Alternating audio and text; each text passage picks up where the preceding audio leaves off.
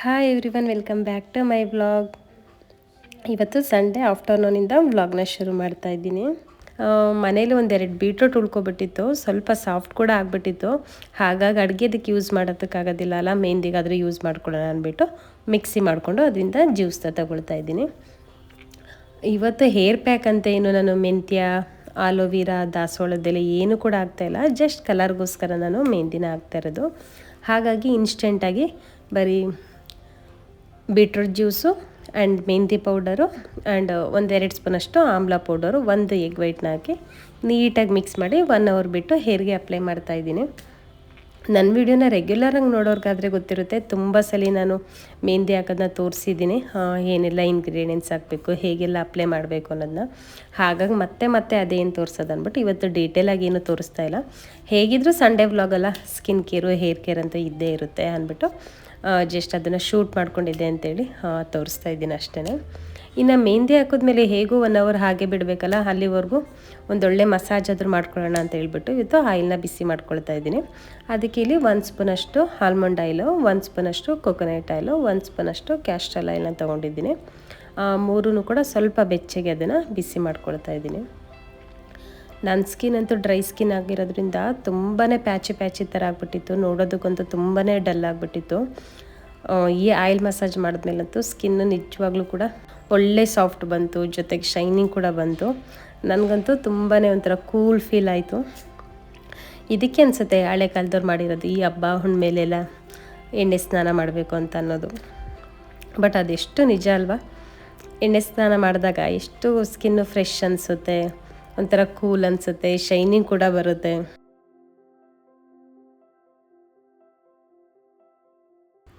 But ದೊಡ್ಡವ್ರು ಏನು ಮಾಡ್ಕೊಬಂದಿರ್ತಾರೆ ಅದರಿಂದ ಒಳ್ಳೆ ಅನುಕೂಲ ಕೂಡ ಇರುತ್ತೆ, ಅಷ್ಟೇ ಚೆನ್ನಾಗೂ ಕೂಡ ಇರುತ್ತೆ. ಆದಷ್ಟು ಈ ರೀತಿ ಒಂದೊಳ್ಳೆ ಮಸಾಜ್ನ ಕೊಟ್ಟು ಮಾಡೋದ್ರಿಂದ ಬ್ಲಡ್ ಸರ್ಕ್ಯುಲೇಷನ್ನು ತುಂಬಾ ಚೆನ್ನಾಗಾಗುತ್ತೆ. ಇದರಿಂದ ಸ್ಕಿನ್ನು ಒಳ್ಳೆ ಗ್ಲೋ ಕೂಡ ಬರುತ್ತೆ. ಹಾಗೆ ಆ ಫೀಲ್ ಅಷ್ಟೇ ನಮಗೆ ಎಷ್ಟು ಆರಾಮ್ ಅಂತ ಅನಿಸ್ತಾ ಇರುತ್ತೆ ಗೊತ್ತಾ, ಸ್ನಾನ ಎಲ್ಲ ಆದಮೇಲೆ. ಅದರಲ್ಲೂ ಈ ವಿಂಟರ್ ಸೀಸನಲ್ಲಂತೂ ಸ್ಕಿನ್ ಎನಿ ಟೈಮು ಒಂಥರ ಬರ್ನಿಂಗ್ ಅನ್ನಿಸ್ತಾನೆ ಇರುತ್ತೆ. ನಾವು ಏನೇ ಕ್ರೀಮ್ ಹಾಕಿರ್ಬೋದು ಅಥವಾ ಏನೇ ಬಾಡಿ ಲೋಷನ್ ಹಾಕಲಿ, ಬೆಳಗ್ಗೆ ಹಾಕಿದ್ರೆ ಒಂದು ಆಫ್ಟರ್ನೂನ್ ತನಕ ಅಷ್ಟೇನೆ, ಅದಾದಮೇಲೆ ಮತ್ತೆ ಸೇಮ್ ಫೀಲ್ ಆಗ್ತಾ ಇರುತ್ತೆ. ಬಟ್ ಈ ಥರ ಒಂದು ಒಳ್ಳೆ ಎಣ್ಣೆ ಮಸಾಜ್ನ ಕೊಟ್ಟು ಸ್ನಾನ ಮಾಡೋದ್ರಿಂದ ಒಳ್ಳೆ ಕೂಲ್ ಫೀಲ್ ಆಗುತ್ತೆ, ಶೈನಿಂಗ್ ಬರುತ್ತೆ. ನಮಗೆ ಒಂಥರ ಸ್ಕಿನ್ನು ಎಷ್ಟು ಚೆನ್ನಾಗಿದೆ ಅಲ್ವಾ, ಸಾಫ್ಟ್ ಆಗಿದೆ ಅಲ್ವಾ ಅಂತ ಅನಿಸ್ತಾ ಇರುತ್ತೆ. ಇವತ್ತಂತೂ ನಾನು ಮಸಾಜ್ ಮಾಡ್ಕೊಂಡ್ಮೇಲೆ ಅನಿಸ್ತಾ ಇತ್ತು, ಪ್ರತಿ ವೀಕು ಕೂಡ ಮಿಸ್ ಮಾಡ್ದೇನೆ ಆಯಿಲ್ ಮಸಾಜ್ ಮಾಡ್ಕೋಬೇಕು ಅಂತೇಳಿ. ಬಟ್ ಅಂದ್ಕೊಳ್ತೀನಿ ಅಷ್ಟೇ, ನೆಕ್ಸ್ಟ್ ಸಂಡೇ ಬೇರೆ ಏನಾರ ಕೆಲಸ ಇದು ಬ್ಯುಸಿ ಆದ ತಕ್ಷಣ ಇದನ್ನು ಮರ್ತೇ ಬಿಟ್ಟಿರ್ತೀನಿ. ಸಕ್ತಾಗಿ ಹಾಕುತ್ತಲ್ಲ ಆ ಥರ ಆಗ್ತಾಯಿದೆ, ಕಣ್ಣೆ ಬಿಡೋದಕ್ಕೆ ಆಗ್ತಾಯಿಲ್ಲ ನನಗೆ. ನನಗೂ ಹಂಗೆ ಆಗಿದ್ದು, ನೀಟಾಗಿ ಕೈಗೆ ಹಾಕೊಂಡಿಲ್ಲ ಮಮ್ಮ. ನನಗೆ ನಾನು ಈ ಮಸಾಜ್ ಎಲ್ಲ ಮಾಡ್ಕೋತಾ ಇದ್ರೆ ಏನು ಅನಿಸ್ತಾ ಇದ್ದು ಗೊತ್ತಾ, ಯಾವುದಾದ್ರೂ ಸಲೂನ್ ಆದರೂ ಓಪನ್ ಮಾಡಬೇಕಾಗಿತ್ತು ನಾನು ಅಂತ ಅನಿಸ್ತಾ ಇತ್ತು, ಅಷ್ಟು ಚೆನ್ನಾಗಿ ಮಾಡ್ಕೊಳ್ತಾ ಇದೆ. ನಿಜ ತಾನೇ? ನಿಮ್ಗೆ ಏನು ಅನಿಸ್ತಾ ಇದೆ ನಾನು ಮಾಡ್ಕೊಳ್ತಾ ಇರೋದು? ಕಮೆಂಟ್ ಮಾಡಿ ತಿಳಿಸಿ, ಓಕೆನಾ? ಸ್ನಾನ ಎಲ್ಲ ಆದಮೇಲೆ ಸ್ಕಿನ್ನು ಎಷ್ಟು ಚೆನ್ನಾಗಿ ಸಾಫ್ಟ್ ಆಗಿದೆ, ಹಾಗೆ ಶೈನಿಂಗ್ ಆಗಿದೆ ಅಂತ ಹೇಳಿ ಹೇಳ್ತಾ ಇದೆ. But as usual voice clarity ಇರಲಿಲ್ಲ, ಹಾಗಾಗಿ ವಿಡಿಯೋನ ಮ್ಯೂಟ್ ಮಾಡಿಬಿಟ್ಟು ವಾಯ್ಸ್ ಓವರ್ನ ಕೊಡ್ತಾಯಿದ್ದೀನಿ. ಬಟ್ ರಶ್ಮಿ ತುಂಬಾ ಚೆನ್ನಾಗಾಗಿತ್ತು ಸ್ಕಿನ್ನು. ನಂದು ತುಂಬಾ ಡ್ರೈ ಸ್ಕಿನ್ ಆಗಿರೋದ್ರಿಂದ ಈ ರೀತಿ ಇದೆ. ಬಟ್ ನಾರ್ಮಲ್ ಸ್ಕಿನ್ ಇರೋರಿಗೆ ಇನ್ನೂ ಒಳ್ಳೆ ಗ್ಲೋ ಬರುತ್ತೆ, ಇನ್ನೂ ಕೂಡ ಸಾಫ್ಟಾಗಿರುತ್ತೆ. ಬಟ್ ನಾನು ಕೂಡ ಅಟ್ಲೀಸ್ಟ್ ವೀಕಲ್ಲಿ 1 ಟೈಮ್ ಆದರೂ ಈ ಆಯಿಲ್ ಮಸಾಜ್ ಮಾಡಿಕೊಂಡ್ರೆ ನನ್ನ ಸ್ಕಿನ್ ಕೂಡ ತುಂಬ ಸಾಫ್ಟಾಗಿ ಚೆನ್ನಾಗಿರುತ್ತೆ.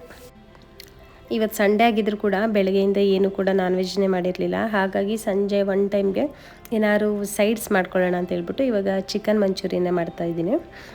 ನಾನಿಲ್ಲಿ 3/4 kg ಬೋನ್ಲೆಸ್ ಚಿಕನ್ನ ತೊಗೊಂಡಿದ್ದೀನಿ. ಅದಕ್ಕೆ ಒಂದು 4 ಸ್ಪೂನಷ್ಟು ಕಾರ್ನ್ ಪೌಡರು, 1 ಸ್ಪೂನಷ್ಟು ಚಿಲ್ಲಿ ಪೌಡರು, ಒಂದು ಅರ್ಧ ಸ್ಪೂನಷ್ಟು ಗರಂ ಮಸಾಲ, ಒಂದು 1/4 ಸ್ಪೂನಷ್ಟು ಅರಿಶಿನ, ರುಚಿಗೆ ಬೇಕಾಗಿರೋಷ್ಟು ಉಪ್ಪು, 1 ಸ್ಪೂನಷ್ಟು ಶುಂಠಿ ಬೆಳ್ಳುಳ್ಳಿ ಪೇಸ್ಟು, ಒಂದು ಅರ್ಧ ಸ್ಪೂನಷ್ಟು ಕಸ್ತೂರಿ ಮೇಥಿ, ಹಾಗೆ 1 ಸ್ಪೂನಷ್ಟು ವಿನಿಗರು, 1 ಮೊಟ್ಟೆ. ಇದಿಷ್ಟನ್ನು ಕೂಡ ಹಾಕ್ಕೊಂಡು ಚೆನ್ನಾಗಿ ಮಿಕ್ಸ್ ಮಾಡಿಕೊಂಡು ಸ್ವಲ್ಪ ನೀರು ಹಾಕಿ ಕಲಿಸ್ಕೊಳ್ತಾ ಇದ್ದೀನಿ.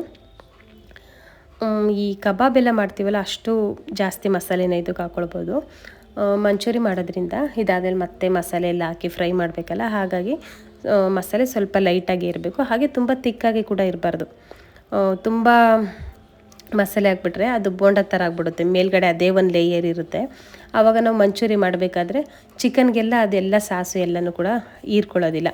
ಹಾಗಾಗಿ ಈ ಮಸಾಲೆ ಸ್ವಲ್ಪ ಲೈಟಾಗಿ ಇರಬೇಕು. ಈಗ ಮಸಾಲೆ ಎಲ್ಲ ಚೆನ್ನಾಗಿ ಮಿಕ್ಸ್ ಆಗಿದೆ. ಈಗ ಇದಕ್ಕೆ ನಾನು ಬೋನ್ಲೆಸ್ ಚಿಕನ್ ಹಾಕ್ಕೊಳ್ತಾ ಇದ್ದೀನಿ. ಮಂಚೂರಿಯನ್ ಮಾಡೋದಕ್ಕೆ ಬೋನ್ಲೆಸ್ ಇದ್ರೇ ಚೆನ್ನಾಗಿರುತ್ತೆ. ಹಾಗೆ ಪೀಸ್ನ ಆದಷ್ಟು ಸ್ವಲ್ಪ ಚಿಕ್ಕದಾಗಿದ್ರೇ ಚೆನ್ನಾಗಿರುತ್ತೆ. ತುಂಬ ದಪ್ಪ ಇದ್ರೆ ಏನಾಗುತ್ತೆ ಅಂದರೆ ಈ ಎಣ್ಣೆಲೆಲ್ಲ ಚೆನ್ನಾಗಿ ಫ್ರೈ ಮಾಡ್ತೀವಲ್ಲ, ಆಗ ಒಳಗಡೆ ಎಲ್ಲ ಚೆನ್ನಾಗಿ ಬೆಂದಿರೋದಿಲ್ಲ. ಜೊತೆಗೆ ಮಂಚೂರಿ ಮಾಡಬೇಕಾದ್ರೂ ಅಷ್ಟೇ ಸಾಸ್ ಎಲ್ಲ ಚೆನ್ನಾಗಿ ಹೀರ್ಕೊಳ್ಬೇಕು, ಅವಾಗ ಮಾತ್ರ ಟೇಸ್ಟ್ ಇರುತ್ತೆ. ಹಾಗಾಗಿ ಪೀಸ್ನೂ ಅಷ್ಟೇ ಸ್ವಲ್ಪ ಚಿಕ್ಕದಾಗಿ ಮಾಡಿಸ್ಕೊಂಡಿದ್ದೀನಿ. ಈಗ ಇದನ್ನು ಒಂದು ಬಾಕ್ಸಲ್ಲಿ ಹಾಕ್ಬಿಟ್ಟು 1 hour ಅಷ್ಟು ನಾನು ಫ್ರಿಜ್ಜಲ್ಲಿ ಇಟ್ಕೊಳ್ತಾ ಇದ್ದೀನಿ. ಹೇಗೂ ಮಂಚೂರಿಯನ್ಗೆಲ್ಲ ಈಗ ಈರುಳ್ಳಿ, ಕ್ಯಾಪ್ಸಿಕಮ್ಮು ಮತ್ತು ಸ್ಪ್ರಿಂಗ್ ಆನಿಯನ್ ಇದನ್ನೆಲ್ಲ ಕಟ್ ಮಾಡ್ಕೊಳ್ಬೇಕು. ಅಲ್ಲಿ ತನಕ ಇದನ್ನು ಫ್ರಿಜ್ಜಲ್ಲಿ ಇಡ್ತಾಯಿದ್ದೀನಿ. ಹಾಗೆ ಕೂಡ ಇರ್ಬೋದು, ಫ್ರಿಜ್ಜಲ್ಲೇ ಇಡಬೇಕಂತ ಏನಿಲ್ಲ. ಬಟ್ ಸ್ವಲ್ಪ ಜಾಸ್ತಿ ಟೈಮ್ ಇಟ್ಟರೆ ಚೆನ್ನಾಗಿ ಮಸಾಲೆ ಎಲ್ಲ ಹಿಡ್ದಿರುತ್ತೆ ಅಂತ ಹೇಳಿ ಅಷ್ಟೇ. ಈಗ 1 hour ಆಗಿದೆ. ಇದನ್ನು ಫ್ರೈ ಮಾಡ್ಕೊಳ್ತಾ ಇದ್ದೀನಿ. ಇದನ್ನು ಫ್ರೈ ಮಾಡಬೇಕಾದ್ರೂ ಅಷ್ಟೇ ಸ್ಟವ್ನ ಸ್ಲಿಮ್ಮಲ್ಲಿ ಇಟ್ಕೊಂಡು ಸ್ವಲ್ಪ ಟೈಮ್ನ ಕೊಟ್ಟು ಚೆನ್ನಾಗಿ ಫ್ರೈ ಮಾಡ್ಕೊಳ್ಬೇಕು. ಇದು ನಾವು ಮಂಚೂರಿ ಮಾಡಬೇಕಾದ್ರೆ ತುಂಬ ಹೊತ್ತೆಲ್ಲ ನಾವು ಚಿಕನ್ ಹಾಕಿ ಅದನ್ನೆಲ್ಲ ಬೇಯಿಸ್ಕೊಳ್ಳೋದಕ್ಕಾಗೋದಿಲ್ಲ. ಸಾಸ್ ಟೈಪ್ ಮಾಡಿಕೊಂಡು ಜಸ್ಟ್ ಚಿಕನ್ ಹಾಕಿ ಮಿಕ್ಸ್ ಮಾಡ್ಕೊಳ್ತೀವಲ್ವ, ಹಾಗಾಗಿ ಇವಾಗಲೇ ಅದು ನೀಟಾಗಿ ಫ್ರೈ ಆಗಿರಬೇಕು. ಹಾಗಂತ ತುಂಬ ಜಾಸ್ತಿ ಫ್ರೈ ಆಗಿಬಿಟ್ಟು ಚೆನ್ನಾಗಿರೋದಿಲ್ಲ. ಆದ್ದರಿಂದನೇ ಸ್ಟವ್ನ ಸ್ಲಿಮ್ಮಲ್ಲಿ ಇಟ್ಕೊಂಡು ಚೆನ್ನಾಗಿ ಇದನ್ನು ಫ್ರೈ ಮಾಡ್ಕೊಳ್ಳಿ. ಈ ಜಾಸ್ತಿ ಹಾಕ್ಬಿಟ್ರೆ ಚೆನ್ನಾಗಿ ಫ್ರೈ ಆಗೋದಿಲ್ಲ ಅಂದ್ಬಿಟ್ಟು ಫಸ್ಟು ಸ್ವಲ್ಪನೇ ಹಾಕಿದೆ. ಅದಾದಮೇಲೆ ತುಂಬಾ ಟೈಮ್ ಹಿಡಿಯುತ್ತೆ ಅಂತ ಸ್ವಲ್ಪ ಜಾಸ್ತಿ ಹಾಕಿ ಫ್ರೈ ಮಾಡಿಕೊಂಡೆ. ಬಟ್ ಲೋ ಫ್ಲೇಮಲ್ಲೇ ಇಟ್ಕೊಂಡು ಸ್ವಲ್ಪ ಹೊತ್ತು ಟೈಮ್ನ ಕೊಟ್ಟು ನೀಟಾಗಿ ಎಲ್ಲನೂ ಕೂಡ ಫ್ರೈ ಮಾಡಿಕೊಂಡೆ. ಬಟ್ ಎಷ್ಟು ಚೆನ್ನಾಗಿತ್ತು ಇದು ಟೇಸ್ಟ್ ಅಂತ ಹೇಳಿದ್ರೆ, ಎಣ್ಣೆಲೆಲ್ಲ ಫ್ರೈ ಮಾಡಿ ಇಟ್ಟಿದ್ವಲ್ಲ, ಮಂಚೂರಿ ಎಲ್ಲ ಮಾಡೋಷ್ಟರಲ್ಲಿ ಒಯ್ತಾ ಬರ್ತಾ 1-2 ಪೀಸ್ ಅಂತ ಅದನ್ನೇ ತಿಂತಾಯಿದ್ದು, ಅಷ್ಟು ಚೆನ್ನಾಗಿತ್ತು. ಒಂದೊಂದ್ಸರಿ ಕಬಾಬ್ಗಿಂತ ಇದೇ ಚೆನ್ನಾಗಿದೆಯಲ್ಲ ಅಂತ ಅನಿಸ್ತಾ ಇತ್ತು. ಕಬಾಬ್ ಸ್ವಲ್ಪ ಮಸಾಲೆ ಎಲ್ಲ ಜಾಸ್ತಿ ಅನಿಸುತ್ತೆ ಅಲ್ವಾ, ಇದು ಸ್ವಲ್ಪ ಲೈಟಾಗಿತ್ತು, ತುಂಬ ಮಸಾಲೆ ಎಲ್ಲ ಇರಲಿಲ್ಲ, ಲೈಟಾಗಿ ಒಂಥರ ಚೆನ್ನಾಗಿತ್ತು.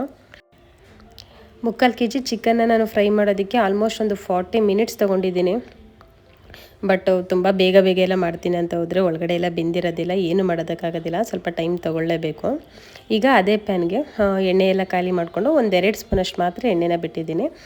ಅದಕ್ಕೆ ಸಣ್ಣದಾಗಿ ಕಟ್ ಮಾಡಿಟ್ಕೊಂಡಿರೋಂಥ ಶುಂಠಿ, ಬೆಳ್ಳುಳ್ಳಿ, ಹಾಗೆ 1-3 ಹಸಿಮೆಣ್ಸಿಕಾಯಿನ ಹಾಕ್ಕೊಳ್ತಾ ಇದ್ದೀನಿ. ಇದಾದಮೇಲೆ 1 ಈರುಳ್ಳಿನ ಹಾಕ್ಕೊಳ್ತಾ ಇದ್ದೀನಿ. ಈರುಳ್ಳಿನ ಕ್ಯೂಬ್ಸ್ ಥರ ಕಟ್ ಮಾಡ್ಕೊಂಡಿದ್ದೀನಿ.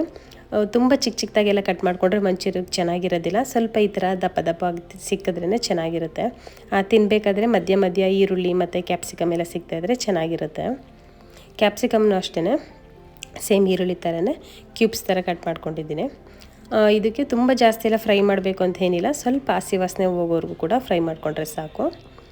ಹಾಗೆ ರುಚಿಗೆ ಬೇಕಾಗಿರೋಷ್ಟು ಉಪ್ಪನ್ನು ಸಹ ಹಾಕ್ಕೊಳ್ತಾ ಇದ್ದೀನಿ. ಚಿಕನ್ಗೆ ಆಲ್ರೆಡಿ ಉಪ್ಪು ಹಾಕಿದ್ದೆ ಅಲ್ವಾ, ಹಾಗಾಗಿ ಈಗ ಸಾಸ್ ಟೈಪ್ ಏನು ಮಾಡ್ಕೊಳ್ತೀವೋ ಅದಕ್ಕೆ ಮಾತ್ರ ಉಪ್ಪು ಬೇಕಾಗಿರೋಷ್ಟು ಹಾಕ್ಕೊಳ್ಬೇಕು. ಜೊತೆಗೆ ಸಾಸೆಲ್ಲ ಹಾಕೋದ್ರಿಂದ ಅದರಲ್ಲೂ ಕೂಡ ಉಪ್ಪಿರುತ್ತೆ, ನೋಡಿಕೊಂಡು ಎಷ್ಟು ಬೇಕೋ ಅಷ್ಟು ಮಾತ್ರ ಉಪ್ಪನ್ನ ಹಾಕ್ಕೊಳ್ಬೇಕು. ಈಗ 1-2 ಸ್ಪೂನಷ್ಟು ಕಾರ್ನ್ಫ್ಲೋರ್ಗೆ ಸ್ವಲ್ಪ ನೀರು ಹಾಕ್ಕೊಂಡು ಮಿಕ್ಸ್ ಮಾಡಿ ಇಟ್ಕೊಳ್ತಾ ಇದ್ದೀನಿ.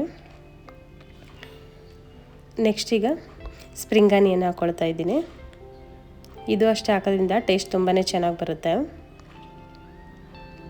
ನೆಕ್ಸ್ಟ್ ಈಗ 1 ಸ್ಪೂನಷ್ಟು ವಿನಿಗರು, 1 ಸ್ಪೂನಷ್ಟು ಟೊಮೊಟೊ ಸಾಸು, ಹಾಗೆ 1 ಸ್ಪೂನಷ್ಟು ಸೋಯಾ ಸಾಸು, 3 ಕೂಡ ಹಾಕ್ಕೊಳ್ತಾ ಇದ್ದೀನಿ.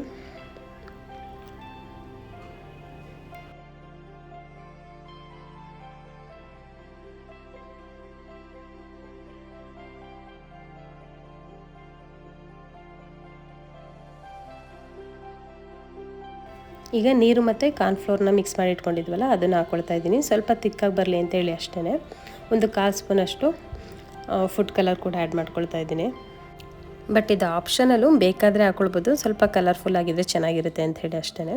ಇದಾದಮೇಲೆ 1/2 ಸ್ಪೂನಷ್ಟು ಪೆಪ್ಪರ್ ಪೌಡರು, ಹಾಗೆ 1/2 ಸ್ಪೂನಷ್ಟು ಚಿಲ್ಲಿ ಪೌಡರು, 1/2 ಕಪ್ಪಷ್ಟು ನೀರನ್ನು ಸಹ ಹಾಕ್ಕೊಂಡಿದ್ದೀನಿ.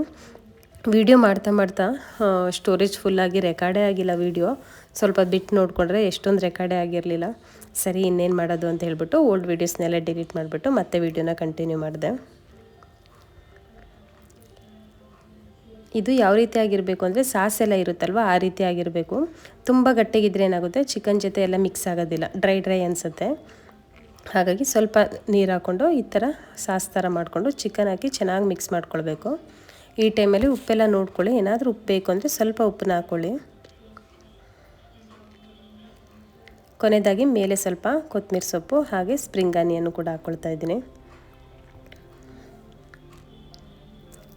ತುಂಬಾ ಈಸಿಯಾಗಿ ಮಾಡೋವಂಥ ರೆಸಿಪಿ, ಹಾಗೆ ತುಂಬಾ ಟೇಸ್ಟಾಗಿರುತ್ತೆ.